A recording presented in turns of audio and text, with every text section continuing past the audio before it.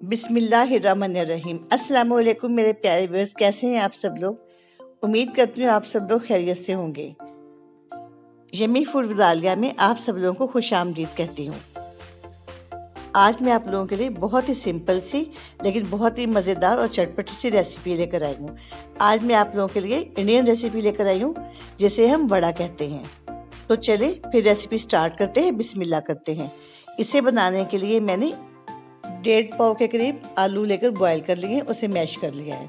अब मैंने इसमें 1 चम्मच मीट डाल दी है, साथ ही मैं आधा चम्मच नमक डाल दूंगी। इसके बाद मैंने इसमें हल्दी डाली है और साथ ही मैं इसमें थोड़ा सा ज़ीरा डाल दूंगी। मैंने तकरीबन 1/4 चम्मच इसमें ज़ीरे का डाला है और इसके बाद मैं इसमें थोड़ी सी कसूरी मेथी डालूंगी, तकरीबन 1 छोटा चम्मच, और इसके बाद मैं इसे अच्छी तरह से मिक्स कर लूंगी। इसे मिक्स करने के बाद मैं इसके गोल गोल बॉल्स बना लूंगी। हाँ, मैंने इसमें हरा धनिया और पुदीना भी डाला है, वो आप अपनी पसंद के मुताबिक कम या ज़्यादा डाल सकते हैं। इसे अच्छी तरह मिक्स करने के बाद मैंने इसकी बॉल्स बना ली हैं, यानी मैंने इसके वड़े बना लिए हैं। अब वड़ा की कोटिंग के लिए मैंने आधा कप बेसन लिया है।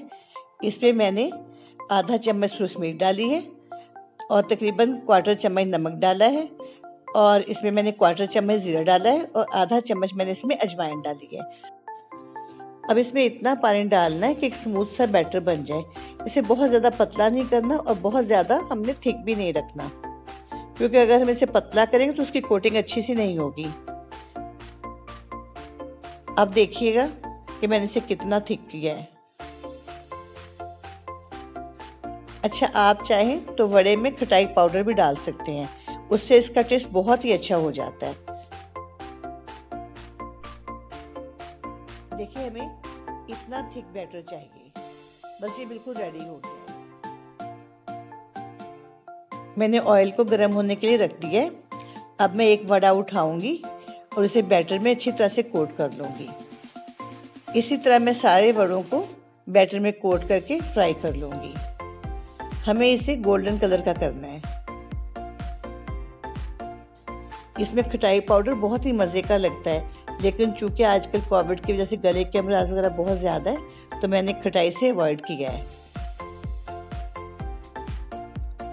देखिए, सारे वड़े मैं इसी तरह से फ्राई कर लूँगी। आपने इसे हल्की आंच पे फ्राई करना है, बहुत तेज़ आंच पे फ्राई नहीं करना।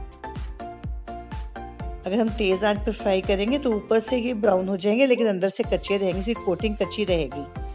देखिए, एक तरफ से फ्राई हो गए। अब मैं इसे दूसरी तरफ से फ्राई कर लूँगी। देखिए कितनी खूबसूरत सी इसकी शक्ल आ गई है, कहीं से कोटिंग नहीं उतरी, इसकी कोटिंग बहुत अच्छी हुई है। ये बेसिकली एक इंडियन स्ट्रीट फूड है। इसे आप इमली की चटनी या केचप के साथ या दही के रायते के साथ भी एंजॉय कर सकते हैं। आप इफ्तारी में ये डिश जरूर ट्राई कीजिएगा, बहुत ही चटपटी सी लगती है, बहुत मज़े की लगती है।